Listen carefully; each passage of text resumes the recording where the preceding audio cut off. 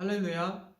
추워진 날씨 속에서도 하나님의 말씀을 사모하고 기대하는 마음으로 주님의 전에 나오신 성도님들을 사랑하고 축복합니다. 날이 많이 쌀쌀해졌습니다. 감기 조심하시고 몸 건강히 신앙생활하길 소망합니다. 우리는 현재 물질 만능주의의 세상에서 살아가고 있습니다. 현재만 그런 것이 아니라 예전부터 계속해서 물질 만능주의의 세상에서 살아가고 있었습니다. 물질 만능주의의 사전적 의미는 이렇습니다. 물질 만능주의란 정신적인 것을 무시하고 의식주 따위의 물질 문제를 중요시 여기는 주의이며, 물질로서 모든 것을 다 이룰 수 있고 물질로는 안 되는 것이 없고 물질만 채워지면 만족한다고 여기며 물질을 최우선 가치로 여기는 것입니다. 우리는 돈이면 다 되는 세상에 살고 있습니다. 우리는 여전히 유전무죄, 무전유죄를 외치는 세상에 살고 있습니다. 물질이 나쁘다고 이야기하는 것이 아닙니다. 물질은 우리의 삶에 필요합니다. 하지만 우리가 이런 물질을 통해 가질 수 있는 생각과 마음들이 문제입니다. 부족한 사람은 채우고 싶은 욕심과 가지고 싶은 욕망이 있으며, 가지고 있는 사람들은 더 채우고 싶고 더 가지고 싶은 욕망이 크게 있습니다. 자신의 상황에 만족하며 사는 사람도 있겠지만 대부분의 사람들은 자신의 현재 삶에 만족하지 못하고 살아가고 있습니다. 또 우리는 죄인이기에 우리의 삶에 만족할 수 없고 우리의 부족한 부분을 채우기 위해 우리의 삶에 더 좋은 것을 얻기 위해 삶을 살아갑니다. 하지만 이러한 행동들로 우리는 우리의 부족한 부분을 채울 수 없습니다. 오직 예수님께서만 나의 부족한 부분을, 나의 필요를 채울 수 있습니다. 우리 그리스도인들은 나의 삶을 채우려는 욕심과 욕망을 내려놓고 하나님께서 나의 삶을 채워주시고 이끌어 가신다는 사실을 깨닫고 나보다는 남을 위해 사는 삶을 살아야 합니다. 오늘 말씀 창세기 32장 말씀을 통해 우리가 무엇을 보고 또 보아야 하는지, 어떻게 살아가야 하는지에 대해 알아보도록 하겠습니다. 야곱은 물질 만능주의는 아니었지만 그에게는 욕심이 있었습니다. 욕심이 있어서 배가 고픈 그의 형 에서에게 죽을 주고 형의 장자권을 받았습니다. 또 그 이후에는 그의 어머니 리브가와 함께 아버지 이삭을 속여 축복을 받습니다. 야곱은 자신의 잘못에 대해 알고 있었지만 개의치 않고 행동했습니다. 그 결과로 형 에서에게 도망치는 신세가 되었고 20년이란 시간을 멀리 떨어져 살게 되었습니다. 형 에서와 떨어져 살던 야곱은 계속된 두려움 가운데 살아가며 살고 있었습니다. 자신이 한 잘못에 대해 용서를 구하고 떠나온 것이 아니기 때문이었습니다. 우리의 삶은 용서를 구하는 삶이어야 합니다. 내가 잘못을 지은 사람을 영원히 안 보며 살 수는 있겠지만 우리에게는, 우리의 삶의 끝에는 하나님의 심판이 기다리고 있습니다. 그렇기 때문에 우리는 나의 잘못을 돌이켜야 하며 우리가 실망케 한 사람을, 잘못을 저지른 사람을 찾아가 용서를 구하는 삶을 살아야 합니다. 계속해서 야곱은 고향을 떠나 외삼촌 라반의 집에 가게 되는데 그때 베델에서 처음으로 하나님을 만나게 됩니다. 하나님께서 야곱에게 나는 아브라함의 하나님, 이삭의 하나님이다. 내가 아브라함과 이삭에게 약속한 모든 축복을 너에게 주겠다 이야기하십니다. 야곱은 이 약속을 듣고 하나님께 서원을 합니다. 하지만 이 서원은 완벽한 신뢰의 서원이 아닌 또 자신의 욕심으로 하나님께 거래를 하는 형식의 서원이었습니다. 하나님, 제가요, 하나님께서 나와 함께 하셔서 내가 가는 길을 지켜주시고 먹여주시고 다시 고향으로 돌아오게 해주시면 하나님께서 나의 하나님이 되실 것이고 하나님께서 나에게 주신 모든 것에서 10분의 1을 드리겠습니다. 이러한 서원을 한 후 야곱은 외삼촌 라반의 집에 도착해 레아와 라헬을 아내로 맞이하고 자녀들을 낳으며 20년 동안 외삼촌 라반의 집에 있게 됩니다. 라헬이 요셉을 낳았을 때 야곱이 외삼촌 라반에게 이제는 고향으로 돌아가겠다고 이야기합니다. 야곱은 외삼촌 라반과 이야기한 후 자신들의 소유를 나누게 되는데 그 이후 하나님께서 야곱에게 너의 고향 땅으로 돌아가라 이야기하십니다. 야곱은 하나님의 말씀을 따라 그의 외삼촌 라반의 집을 떠나 하나님께서 명령하신 고향 가나안 땅으로 향하게 됩니다. 오늘의 말씀 창세기 32장은 야곱이 하나님의 명령을 받고 고향 가나안 땅으로 돌아가는 중 20년 동안 떨어져 지냈던 자신의 형 에서를 만날 준비를 하는 야곱의 모습과 하나님의 사자와 씨름한 후 야곱의 모습을 보여줍니다. 야곱이 길을 가는데 하나님께서는 하나님의 사자들을 미리 야곱보다 앞서 보내셔서 길을 인도하고 계셨습니다.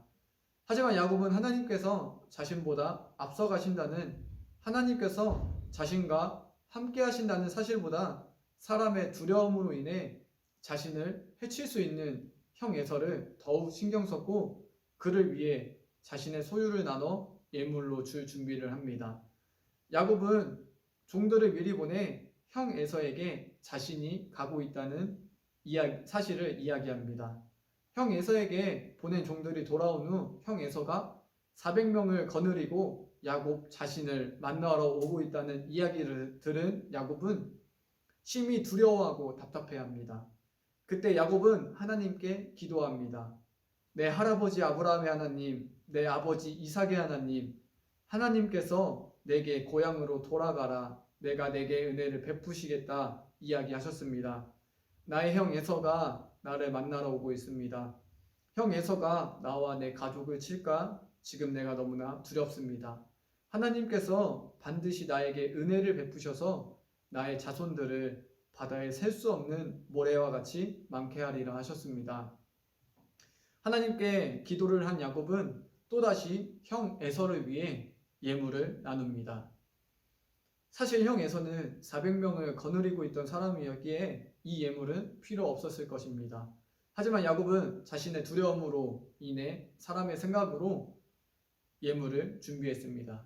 이걸 받으면 형 에서가 형의 마음이 조금은 사그러들겠지 하는 마음으로 예물을 준비했습니다. 예물을 나눈 야곱은 무리를 나눠가게 하고 자신은 뒤쪽에서 따라갑니다. 약복강가에 도착한 야곱은 두 아내와 두 여종과 11아들과 자신의 소유를 먼저 시내를 건너게 했고 자신은 그곳에 홀로 나와 있었습니다. 홀로 남은 야곱은 언제 나타난지 모르는 하나님의 사자와 밤이 새도록 씨름하게 됩니다. 하나님의 사자가 야곱을 이기지 못함 때문에 야곱의 허벅지 관절을 쳐서 어긋나게 합니다. 이후 야곱의 이름을 물어보고 야곱의 이름을 야곱에서 이스라엘이란 새 이름을 주고 야곱을 축복합니다. 이 상황이 지나고 야곱은 그곳의 이름을 브니엘, 하나님의 얼굴이라 짓고 야곱이 브니엘을 지날 때에 해가 돋으면서 다리를 절고 있는 야곱의 모습으로 32장이 마무리가 됩니다. 창세기 33장에서는 야곱이 눈을 들어 형 에서가 400명의 장정을 거느리고 오고 있는 모습을 보게 됩니다. 하나님의 사자와 씨름 후 야곱은 바로 180도 달라진 모습까지는 아니었지만 달라진 모습을 보여줍니다. 여전히 자신의 생각대로 여종들과 그들의 자식을 앞에 두고 그들 뒤에 레아와 그의 자식들, 그들 뒤에 라헬과 요셉을 두지만 뒤에 있던 자신이 그들을 지나쳐 그들 앞에 나아가 형 에서를 맞이하며 자신의 가족들을 소개하고 예물을 주고 형 에서와 화해를 하게 됩니다. 우리가 보아야 할 것은 하나님께 기도한 야곱의 태도가 변화되었다는 것입니다. 여전히 두려움도 있었고 자신의 생각이 있었지만 하나님의 사자와 씨름 후 자신의 허벅지 관절이 어긋난 야곱은 자신을 의지한 것이 아니라 하나님을 의지하게 되었습니다. 허벅지 관절은 사람의 힘과 건의, 생명을 상징합니다. 쉼과 건의, 생명이 어긋난 자신의 허벅지를 본 야곱은 자신이 할 수 있는 것은 아무것도 없다는 사실을 깨닫게 됩니다. 야곱은 자신을 내려놓고 하나님을 의지하고 바라볼 수밖에 없었습니다. 야곱은 이미 하나님과 하나님의 사자를 4번이나 본 상황이었음에도 불구하고 자신이 생각한 대로 행동을 했습니다.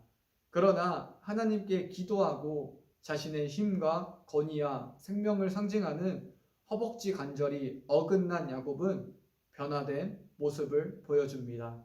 자신의 모습, 아무것도 할 수 없는 모습을 보고 하나님의 역사하심을 깨닫게 된 것입니다. 하나님께서는 이미 25장 23절에서 형 에서가 동생 야곱을 섬길 것이라 이야기하셨습니다. 또 베델에서 야곱의 하나님이 되신다고 하셨습니다. 야곱의 욕심이 아니었어도 아브라함의 하나님, 이삭의 하나님이셨던 하나님께서 자연스럽게 야곱의 하나님이 되셨을 것입니다. 야곱의 욕심으로 인해 너무 많은 길을 돌아오게 되었습니다. 하지만 야곱은 이러한 고난을 통해 하나님을 보게 되었고 자신의 힘을 의지하는 야곱이 아닌 하나님을 의지하는 야곱이 되었습니다. 야곱은 자신의 연약함과 아픔을 통해 하나님을 보게 되었습니다. 우리도 우리의 연약함과 아픔을 통해 하나님을 보아야 합니다.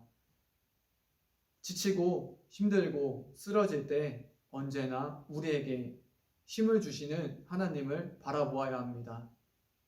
우리가 우리의 연약함을 보고 또 볼 때 하나님께서 인도하고 계심을, 하나님께서 함께하고 계심을 깨닫게 될 것입니다.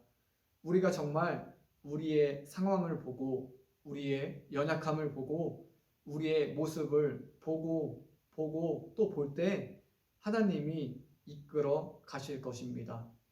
마무리하겠습니다. 야곱은 자신의 욕심으로 인해 시작된 도망자의 삶에서 하나님께서 함께하는 자의 삶으로 변화되었습니다. 자신의 힘을 의지하던 야곱이 이제는 하나님을 의지하는 야곱이 되었습니다. 우리 모두가 나의 것을, 나의 힘을 의지하는 것이 아니라 나의 욕심을 버리고 나의 연약함과 아픔을 되돌아봄으로써 모든 것은 하나님께서 주셨다는 것을 깨닫고 하나님을 의지하는, 하나님께서 인도하는 삶을 살기를 소망합니다. 기도하겠습니다.